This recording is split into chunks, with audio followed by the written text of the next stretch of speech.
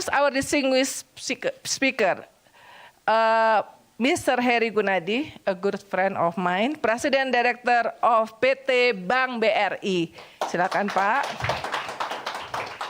Pak BRI, oh di sini, oke. And the second speaker, Mbak Novita Widya Anggreni, CFO of PT Bank Mandiri. Both represent the two banks with the largest asset in Indonesia and also highly profitable, right? Both Mr. Heri and Mbak Novita also accomplished award-winning bankers every year. I know you won award every year. Name it. And Mbak Novita is, the inspiring women's leaders in banking sector. And our third speaker, the one and the only Kathy Koch, President and CEO of TCW. You know her, so I don't have to. I watched your session with the Goldman Sachs conversation. It's really inspiring, you know. Welcome to Indonesia Pavilion, Kathy. So I will start with the first, Pak Heri. Yep. I think because not all of the audience here fully have knowledgeable about BRI. Maybe you can start with introducing about BRI and how good BRI. All right. Thank you very much, Mbak Uni. Yeah, this is my good friends. Yeah. First of all, distinguished audience, ladies and gentlemen, it is my honor to be here with other speakers, Bu Novita and Kathy as well. Yeah. So welcome to Indonesian Pavilion. Yeah. And thank you for Ministry of Investment and Downstream Industry. And also, of course, Pak Arief Danantara to invite us here. I've been here 12 years ago. This is my second come to Davos, Davos. So, first of all, let me introduce myself. Bu Uni already mentioned, my name is Heri Gunadi. So, I'm the CEO of Bank Rakyat Indonesia. I was joining last year, the end of March 2025. So, basically already 9 months with BRI. So, BRI is one of the largest bank in Indonesia. Of course, Mandiri, BNI also the largest as well. Nanti kalau nggak dibilang gede, marah gitu.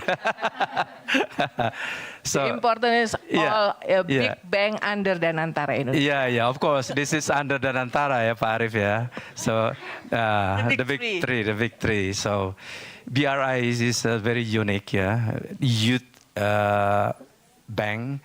They have very strong capability. In terms of the network, currently we have more than 7,500 branches across the nation. So we also servicing more than 129 million customer base. And of course, this bank much more focused into the micro and SME.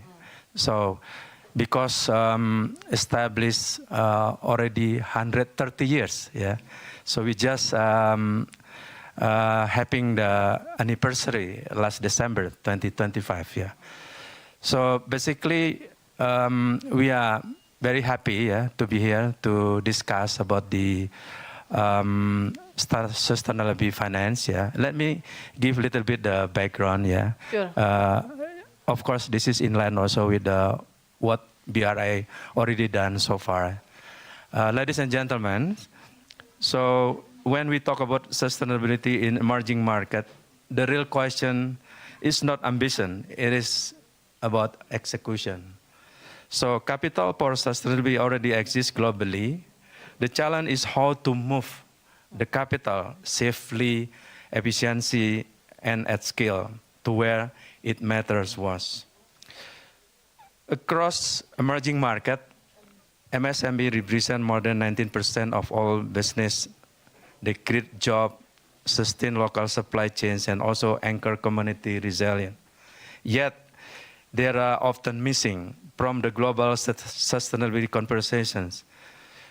There will be no successful green transition, no inclusive growth without micro and SME moving forward together.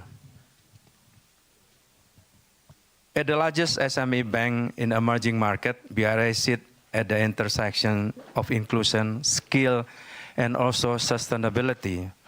For us, sustainability is not a niche initiative, but it is mass market strategy embedded in how we finance millions of entrepreneurs every day. This is the DNA of BRI. Yeah.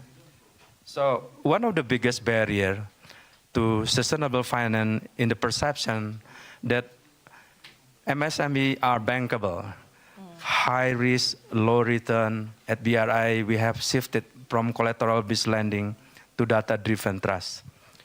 Through digital underwriting, behavioral and also transactional data, and cluster-based business ecosystem, we are able to reprice risk not by excluding the SME, but by understanding them better. This allows us to finance sustainable SME activities from agribusiness to ecotourism at scale with managed risk as well. Sustainable finance should not stop at the green bond or large infrastructure project. Real sustainability happens when financing reaches villages, farmers, and also micro entrepreneurs in Indonesia. This means supporting sustainability. Basically, we, of course, in line also with the community-based enterprises, not as charity, but as viable economic activities. So inclusion is not separate from the sustainability, but inclusion is how sustainability become real economy. The next one is the global capital increasingly seek impact, transparency, and also the skill. But capital alone is not enough.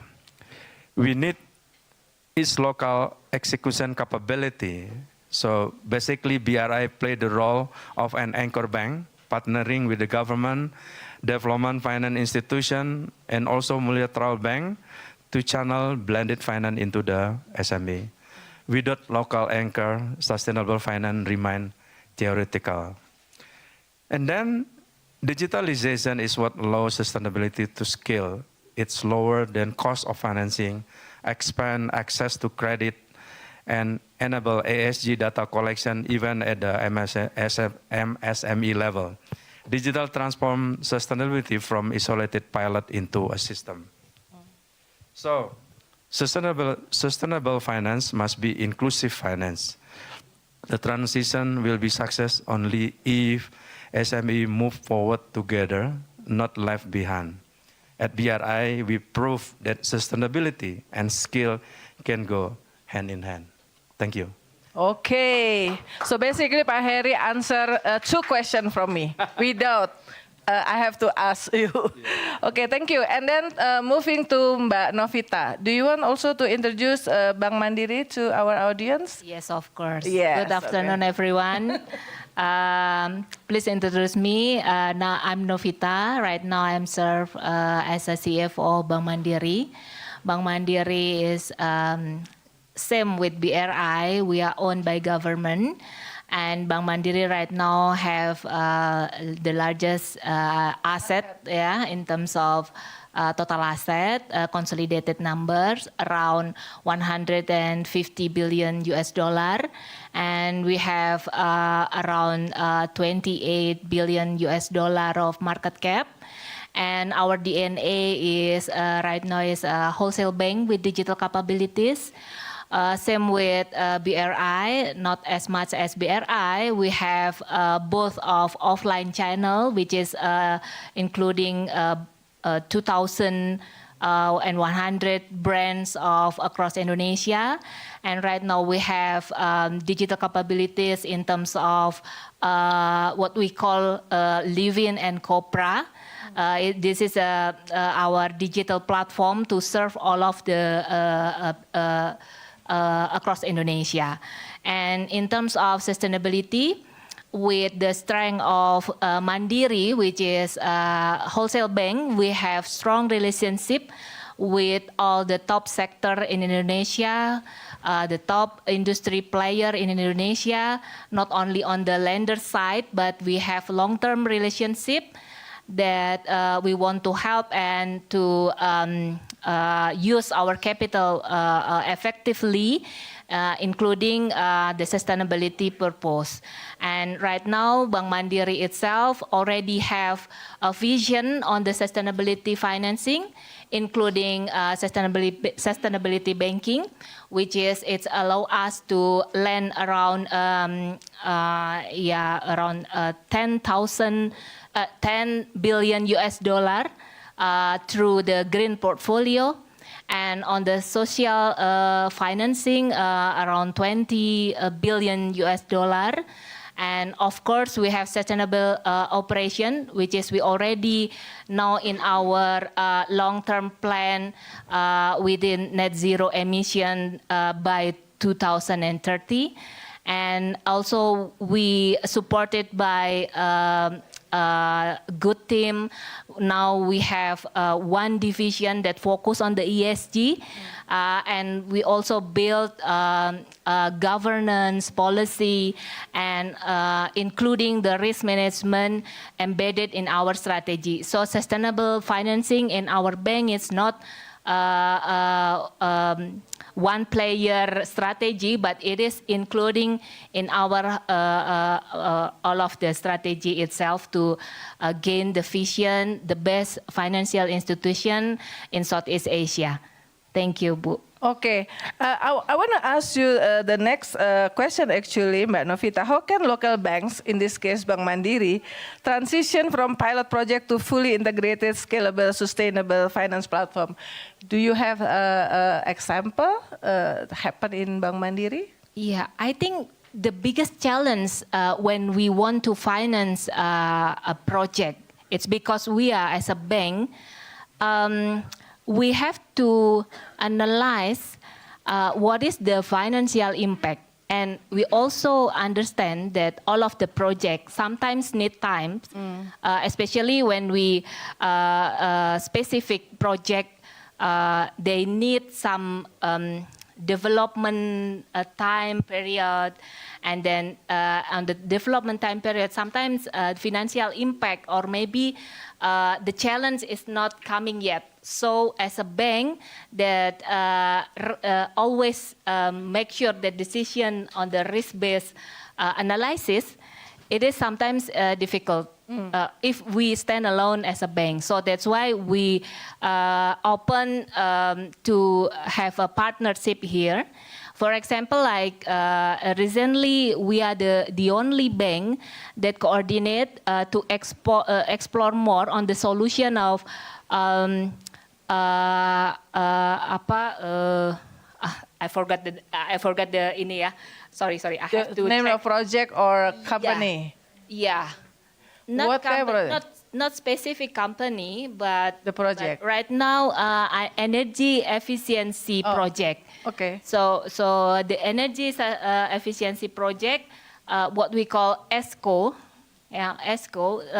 we have partnered with MDB to assist us to analyze the impact of the project and how is the financial impact of that. Okay. So as a banking, we have to mitigate the risk. Yeah. But on the other hand, sometimes the sustainable project need more time to develop and to analyze the impact. Impact. Okay, thank you Mbak Novita, tepuk tangan. Okay, applause for Mbak Novita. So Kathy, finally, you just heard the presentation, the introduction from two bankers from Indonesia, SOE Bank. The first, I think I would like to ask you to comment on, what is actually the opportunity that can come for Indonesia, coming from the situation, the position from the two biggest bank in Indonesia. And the second one, of course, answering our team, from your perspective, especially for Indonesia as a very promising emerging market. Sure, thank you. And it's really an honor to be here. at the Indonesia House, which is much warmer inside than outside. So it's very on brand for the country. I'm going to just give a very brief background on TCW's connection to Indonesia, just for some context. And then I'd like to talk about energy and renewable energy briefly, and then finally end with that in the context of emerging markets. And my job here is requested to give kind of a global perspective, so I will try my best to do that. TCW is a global asset manager, privately held company that's been in existence for 50 years. We manage portfolios for clients all over the world, including many sovereign wealth funds, which we've done for several decades. We invest largely in credit markets, private and public, but we also invest in public equity markets. We have a large emerging market debt business, which I'll come back to in a second. In terms of our connection to Indonesia, we've actually had a strategic partnership with Bahana for 30 years at TCW. So we're very proud of that partnership. And 30 years is a long time, a lot of market cycles, a lot of ups and downs for emerging markets as well as for the US. And so it's a very enduring partnership that we're proud of and excited to continue. We also have the privilege of managing assets for Indonesian institutions outside of that partnership for a long period of time. And then finally, we've been direct investors in the Indonesian market, sovereign and corporate, for really the better part of 3 decades too. So we have a lot of connections to the country, and again, privileged to be here. I'm going to make a quick comment on energy, and then, as I said, end with something about global appetite for. Actually, I'll reverse it. I'm going to start with global appetite for emerging markets, and then talk about energy specifically and renewables in Indonesia. So I think people are aware of this, but just to level set for a second, the emerging markets, of which Indonesia is considered one by foreign investors, currently comprise 40% of the world's population, and they've driven about 70% of global GDP, 66% over the last 10 years. Asia's been the biggest driver of that, and Indonesia an important engine. Despite that, global capital pools still have allocated under 10% to emerging markets across both debt and equity. So there's a lot of room for more capital commitment from foreigners into emerging markets. This is coming at an interesting time because my country, the country of the United States, I would say, just objectively, speaking to asset owners, and I've had the opportunity to do a lot of that this week, I would say that they are looking for opportunities to diversify marginal dollars away, actually, from their U.S. allocation, which dominates the portfolio. So this could be a great opportunity for emerging market countries, and Indonesia specifically. And they're doing that because they are very overweight U.S. assets because they've outperformed, not last year, by the way, which everyone was wrong about at Davos, but they've outperformed for the most part emerging economies over the last 10 years, and actually most developed. So people are looking for diversification, and the US dollar is on a weakening trend, and people want to diversify away from that, particularly if they don't have dollar liabilities. So that leads me to the fact that I do think we are on the precipice of attracting more capital flows outside the US and to emerging markets specifically, and I certainly hope Indonesia is a beneficiary of that, given our exposure to the country. Then on energy specifically, I do think that this is a very important trend for global investors. We're talking about it today in the context of sustainability and renewables. I think that framing works in certain parts of the world. From the US, which could be an important investor base for you, I would say we're more focused on the profit motive in general. And so that being said, actually we know that the whole world is short energy to meet its AI dreams, for the electrification of everything, and also because of reshoring or nearshoring supply chains. And therefore, we're going to need traditional forms of energy, but increasingly, we're actually going to need a lot of renewable sources of energy. And so whether you frame it as a renewable story or you frame it in the profit motive that some clients think about it, we all know that we need more of all types of energy, including renewables. And Indonesia has an opportunity to be a leader in solar, in wind, in hydro. Yes, the geothermal, tidal, bioenergy. So there's many vectors that you could capitalize on. And I think the foreign investment community understands and knows that. I talked a lot, so I'm going to pause my comments there. But in the next round, I'm happy to talk about what you've done from a financing perspective and what else could be done to attract foreign capital. Okay, thank you, Katie. Applause for Katie. Basically, you can see the potential in the mural here. All the downstream commodities, and then also the renewable energy potential of Indonesia. So you can please spend a little time after this to see the potential for Indonesia. So Pak Heri, I would like to ask based on your experience, because you are seasoned banker, before you also a CEO of Indonesia Syariah Bank, yeah. Basically both of them from Bank Mandiri. You know, in Indonesia case, like just moving around that state-owned bank. The question is, what do global investor, from your experience, when you interact with global investor, often misunderstand about deploying capital through emerging market financial system? Okay, thank you. Let me explain. Yes, basically I used to work at Bank Mandiri before. Yeah, I know. And then moved to BSI. When you say that we are good friends, that's why I know. Yeah, we are. So sometimes, we know the global capital in terms of the capability is huge numbers. You know, they would like to invest in not only in the developed country but also in the emerging market, like Indonesia as well. So sometimes there is a mismatch, between the global capital and also the capability execution from the emerging market. That's number one. The second one is in terms of the risk. So most of the global capital have the misperception about the eligibility capacity of project also, because they thinking the project allocated in the emerging market is quite, in terms of risk, is quite high. What I think we have to solve the problem, and then we have to discuss, and then we have to develop also the operating model, while the global capital coming into the emerging market, and then we can make sure we can make sure the capital is going into the good business and also the sustainable business as well. Okay, actually the same question to Mbak Novita, but maybe you can touch more on the project related with renewable energy. Do you also facing similar situation? Yeah. So basically,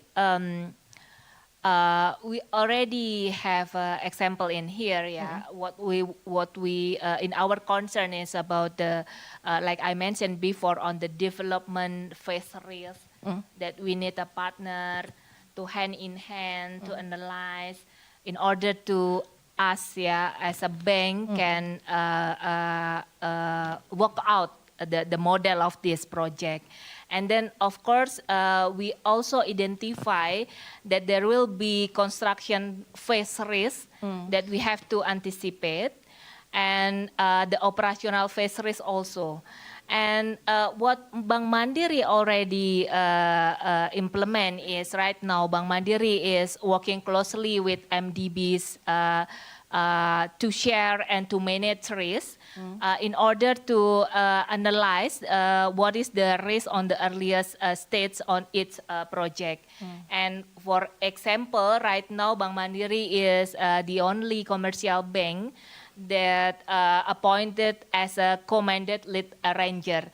It's a proof that in Bank Mandiri, it's not about the how we have the team, but also we have a strong governance, and also we capable to do some relationship with other partner to do some financing to the project.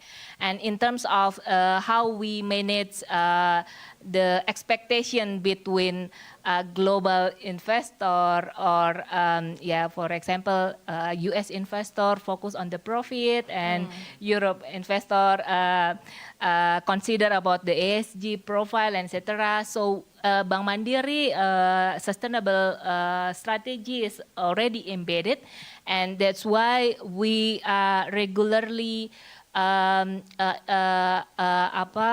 do some assessment, and that's why Bank Mandiri right now have a AA rating from the MCI, and we also have global bond, green bond, that the proceeds of the green bond will be allocated to the green financing and also social financing in order to support the sustainability in Indonesia. Okay, thank you. Kathy, from the point of view of global investor, do you have advice on how Indonesia actually can attract more investor financing, especially sustainable finance for the, energy project, just like you mentioned, because we also compete with others in our own region in ASEAN. Yeah, that's right. So, so first the question is, are foreign investors or global investors interested in investing in sustainable finance, green bonds, and supporting sustainable energy? And I'd say the answer is generally yes, again, because we think it is sustainable, you can make money out of it from a credit perspective, so therefore people will be interested in it. Now you have to say, okay, so what's the opportunity set for us right now in these bonds? And the reality is that it's very dominated by China. So if you look at the outstanding availability of the bonds, combined sovereign and corporate, and just say green bonds in general, China is about 66% of what's available to buy. And then the top 3 countries are almost 80%. So that's Brazil and India. And so actually it's very concentrated geographically. Indonesia has a program of about $15 billion, I will come back to, of which we own some of those bonds. And so the more that you can finance, the more diverse it becomes. And I think that would be attractive to foreign investors to have some good options for a variety of reasons outside of China, and then beyond India and Brazil. So then what can be done to really attract foreign investors in Indonesia? I'd say the first thing is a blended finance approach. So anytime you can put up some concessional capital where there's some de-risking from government support or philanthropic support, that's going to give foreign investors greater comfort. The second is the standardization of those bonds into liquid CUSIP securities, so spending a lot of time with the big asset managers like us, trying to understand how that can fit into a portfolio, what they need the risk-return profile to be in order to own those bonds is very important in the creation of it. I think India's actually done a good job of that. And then in addition, you need high quality projects, to state the obvious. And you also need to convince global investors that there is a transparent process and a market pricing process around how these companies will be run and around how the bonds are going to perform. So specifically, in India, there was a lot of questions around the power purchase agreements for historically in India, and they did a very big foreign education effort about how that was being standardized and moving to a free market approach that I think really built investor confidence and has attracted capital into India. Currently in Indonesia, just to end with it, there's about $15 billion of bonds that we would say qualify as sustainable energy / green bonds. 12 billion are really sovereign and only 3 billion in the corporate space. But if you can follow these instructions, reach out to the foreign investor, or advice rather, reach out to foreign investors, put up standardized instruments, put up some concessional capital, ideally at least to get these started, and make sure that they're obviously high quality projects and that you're standardizing to some global level in terms of how the pricing is going to work. I think there's enormous potential to attract more foreign investors. Okay, that's interesting. Actually, we also talking a lot about the blended finance lately in Indonesia, right? In many opportunity. I want to ask a short question, probably a short answer from Pak Heri and then Mbak Novita. What was your experience with the blended finance? Is it Kathy suggests That's probably optimal, the promising for Indonesia. What was your experience on that?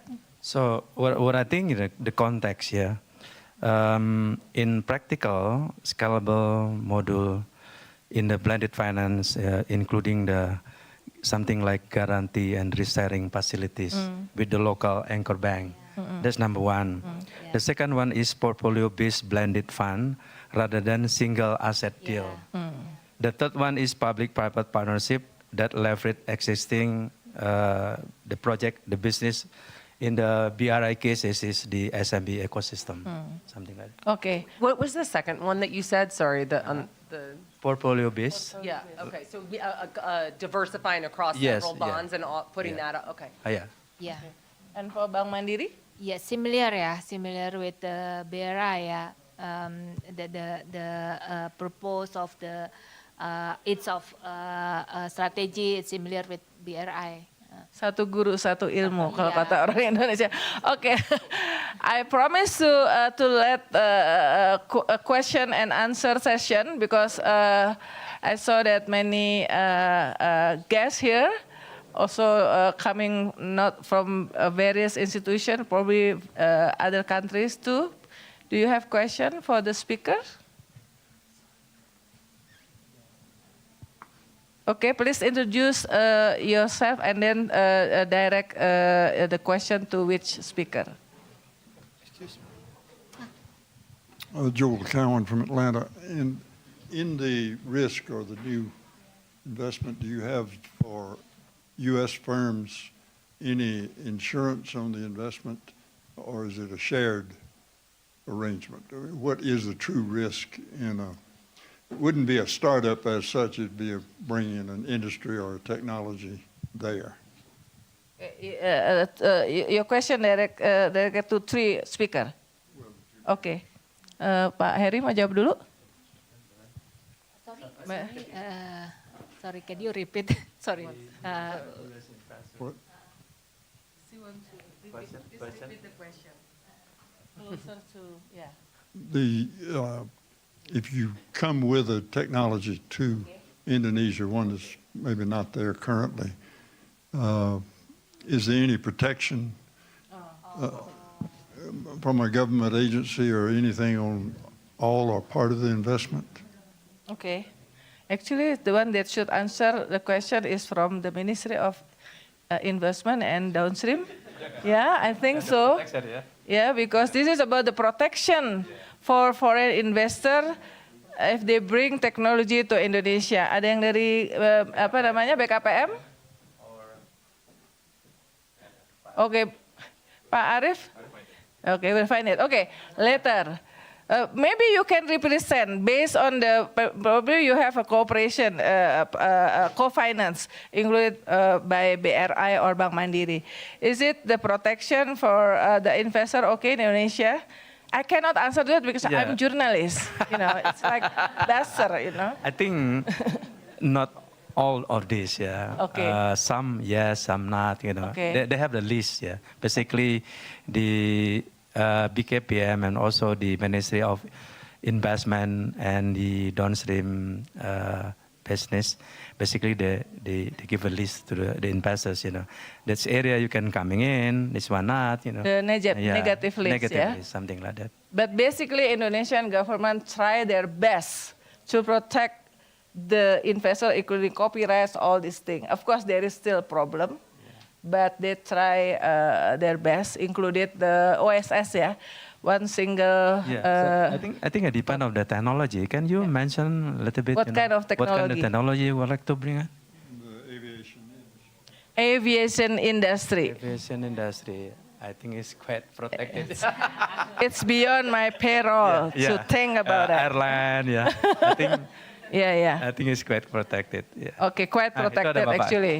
Yeah. Okay, okay. After this, I think Ada I Bapak. asked Pak Nurul to answer. Yeah, about the he is asking about whether if the foreign investor came to Indonesia and bring the technology, what about the protection for the technology? So in specifically in aviation. Aviation. Aviation. All right. Yes. Please, Pak. This- Sit here, Pak. Thank you. This would be actually under the Ministry of Law, but since I am maybe only one and only that has a bit understanding about this, forgive me if I answer your questions not quite properly. Yes, in Indonesia, we have the ministry that they are opening for the registrations of the IP. And when it is internationally already registered, of course, it is already protected. Okay, but the thing that you need to be very careful when you have your brand, let's say you are now having a business with your partners in Indonesia, and your partners on behalf of themselves using your brand for your business, distributing your product in Indonesia, then you have to make your very clear agreement on them. Because if they just registered this brand into the ministry, then you come directly for having the same business in Indonesia, you cannot register your own brand even. So this is something, when you have your partners in Indonesia, don't ever deliver or give this brand to your partners. Yeah. So because we don't want to have this kind of claim in the future, because that will be a bit, problem for us, wasting the time without any clarity. And the second thing, we are going to have also bad name in Indonesia, but basically based on the rule in our country, whoever will be registering first of that brand, they are going to be the owner. Okay. Normally, before you join yourself having your operations, you just have a kind of cooperations with the trader or distributors in Indonesia, right? And they have this brand. So be careful with this. You just have to make sure that at the time you are coming, they don't keep the brand for themselves. It is yours. Okay. Yeah. Okay, thank you, Pak Nurul. Thank you. Maybe you can ask his contact number, so whenever you still need answer, you can contact. Thank you. Sure, sir. Thank you. The second, please.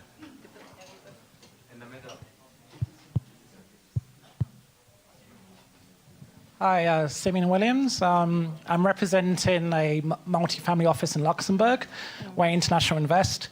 We have about 300 million of AUM in Indonesia, obviously from a wealth perspective. We're currently working with Mayapada, the bank. But we're open to working with other banks, which is the reason why we're also here. So I like to, obviously, I'm thankful that we've got two bankers also on the panel, and of course you. And I want to know if you could share more information about fintech collaboration, because I'm a big fan of Yup in Indonesia. Very strong, great example of a great new company that I think that we would need here in Europe, personally speaking. We have similar technologies, and that's part of the reason why we're also quite bullish in Indonesia. And it's not just because of Bali, but also I'm interested in both of your banks, because I used to be within ING, I was an MD there, I ran the private bank. So my perspective is that I want to work with other banks like yours to look at other ways that we can do fintech collaboration.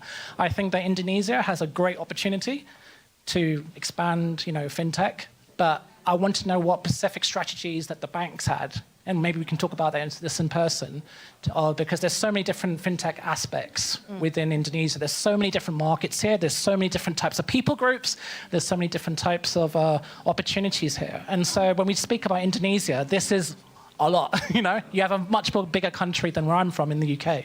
So if you could share some information or insight, that'd be great. Your investments are in equity, like private or public equity, the 300 million that you referred to? Private. Private equity investments. Private in equity Indonesia. investments. So we're like you. We've just started. We're not 30 years, but we have an interest tactically within Indonesia, because a lot of people don't seem to realize how geographically important Indonesia is. And obviously, I know it's your job to say that, but from my perspective as a banker, there is a lot of opportunities within these different island group chains. So that's why I wanted you to share. Thanks. I think just from I think what would be helpful for you guys, if you could, because we have a lot of non-Indonesians in the audience, is just talk about fintech quickly as a sector, define what the company is that he talked about, and then whatever else you want to say. Yeah. So let me respond your questions.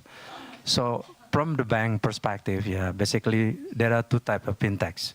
Number one is the fintech lending. The second one is the fintech for transaction. So those two, I think, is very close and very related to the bank business. Yeah. So each fintech, they have their different challenge. Yeah. So for instance, for fintech lending is you have to be careful there, because the way you tapping the market, you have to really understand, the risk management, and also basically who are your customers who like to tapping. Yeah. So because the past experience, most of fintech lending in terms of non-performing loan, the bad debt is very higher compared to the conventional bank. The payment number, I think, is huge potential, because we have more than 120 banks in Indonesia, huge numbers. Not only the commercial bank, you can work closely also with the rural bank, and also the KPR as well. BPR. BPR is, how do you call that, BPR? You see, the rural bank and the rural. So I think you can explore, yeah. So, but to build the ventures, you have to work closely also with the Indonesian citizens. Yeah. Thanks. Thank you, Mbak Novita. You want to add? Yeah, Bank Mandiri itself, we already have solution, including the technology solution in terms of digital platform that we can offer them both of tap to retail customer and wholesale client also. So like Pak Harry already mentioned, that it's a very strict regulation also in terms of the data security, and it needs a high capex to establish a strong and with the security system, just to make sure the data prevention, and then in terms of to build risk appetite, risk how we measure our client, etc. So I think in Indonesia, bank with high capital ratio already can allocate their capital to build their own solution, including technology solution. Okay, thank you. So, is there one question? Okay. One Hi. last question. I'm Rosanna. I'm with proper banking in Zurich. My question is towards TCW. Kate. Yeah, Kate. Katie. Okay. Sorry. My question is this: when you mentioned about how is Indonesia and how is the foreign investors, especially global investor, talking about how is it with Indonesia, especially for the debt. Yeah. My question is always to be like, Indonesia is still considered everywhere as a high risk. I know that because from my point of view as a clients also, they want to, especially to work together with the foreign global investor. They always say, oh, Indonesia, it's high risk. So I was just trying to stay with your point of view when you're saying about emerging market and going to Indonesia. Yeah. Thanks. I think it's a good question. And I think it's an extreme misperception, actually, on the part of foreign investors that Indonesia specifically is higher risk than what. We'll talk about the U.S. Separately, but then also emerging markets. I think it's very helpful to view it in a portfolio context, and that's how we view Indonesia for our clients in our global portfolios. We do allocate to emerging markets, so I'm going to answer it from the perspective of global fixed income. In global fixed income, you can choose to allocate to emerging markets or not. We're currently overweight emerging markets in that portfolio context, and we think the diversification offered from emerging markets broadly, but Indonesia specifically, is very valuable for our clients. And this is in a world where credit spreads are very tight in the US, and if we look objectively at our own government debt situation in the US, it's not great, is how I would describe it. So if you were to give a company advice, you would say you should grow your revenues more than your expenses and don't alienate your lenders. That's what we would tell a company. I think it's good advice for a country too. And on that metric, Indonesia is doing much better than the US in terms of managing its debt. So I think there's an argument from a diversification perspective, from a fiscal perspective, that actually these countries are doing a much better job of navigating and of paying down debt and running in a fiscally responsible way than the US. Why does the US do this? We have the exorbitant privilege of being the world's reserve currency. And I believe personally that there is a limit to that privilege, and that one of the ways to hedge and diversify against that is to take on exposure from emerging markets and places like Indonesia. So I would flip it on its head, and I actually think it's risky not to have exposure to emerging markets and Indonesia, and to diversify your sovereign developed market debt and equity with opportunities outside of the big countries. Thank you.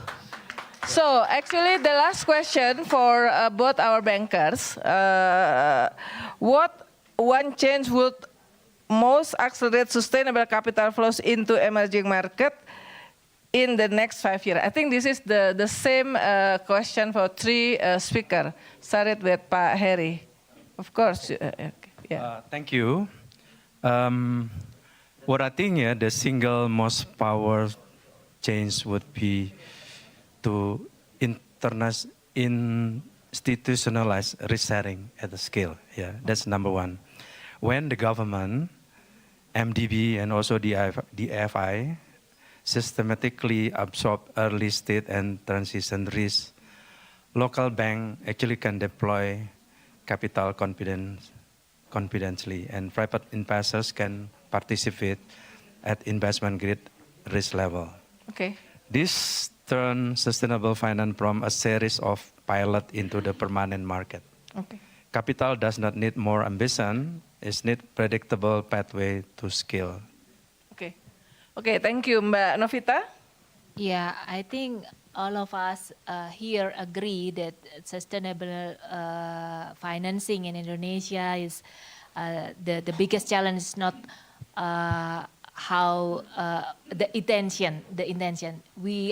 All of us agree that the intention is already in there, and now what we have to do is how we work together, and that's why we invite all of the parties, policymakers to support hand in hand to make the strategy to support the net zero emission, to more focus on the green project.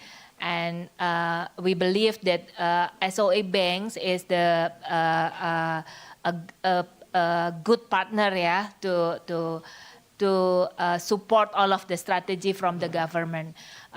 Based on the finance ministry data also, that it still needs a lot of investment in Indonesia, and right now the budget is still low. So to get the target, it's only 51% right now capital that allocate in Indonesia. So that's why we are as a SOE bank ready to collaborate with all of the parties and also the policymakers, and to make it happen 2030, yeah, in the nearest terms, yeah. Yeah. Katie, thank you, Mbak Novita. Katie? Okay, so I just want to make a comment about Donatara, and I'll give my advice on 5 years and why to be optimistic. So thank you to Donatara for hosting this and making this possible. From a global investor perspective, it's pretty extraordinary, and I think it's the right move to institutionalize the Sovereign Wealth Fund, to bring it together, and having $1 trillion under management is extremely attractive, obviously, to foreigners. The seventh largest. Yes, second after Norway, I would guess. Seventh Largest. $1 trillion is a lot of money, whichever ranking it is. But what I wanted to give advice on, in my perspective, is I hope that when you've announced this and it's a big deal, you're going to have a lot of foreigners come to Indonesia, and they are going to want to manage assets on behalf of Donatar, is my guess. And I think something the Middle East has done very well and learned about and gotten better at is to say this is actually a partnership. And if you want to come and do something with Donatara, you also need to invest in Indonesia. Now, I'm biased in saying that because we've had a 30-year investment in Indonesia in partnership with Bahana, and we also invest in the bonds. But this is a very valuable asset that you should be engaging foreigners with and ensuring that if they want to do business with you, that they are committing capital domestically. And I'm sure Donatara will do a great job of that, but I think you will get a lot of ROI on the institutionalization of that sovereign wealth fund if you have a base expectation that people will partner with you versus just view you as a client. Yes, the potential is there. Thank you, Katie, for mentioning that. So thank you to our exceptional speaker. Today's discussion has reaffirmed that capital for sustainability is no longer an option, but an economic imperative. And our task now is to translate this talk to concrete action and collaboration. And with that, I end it with terima kasih. Thank you.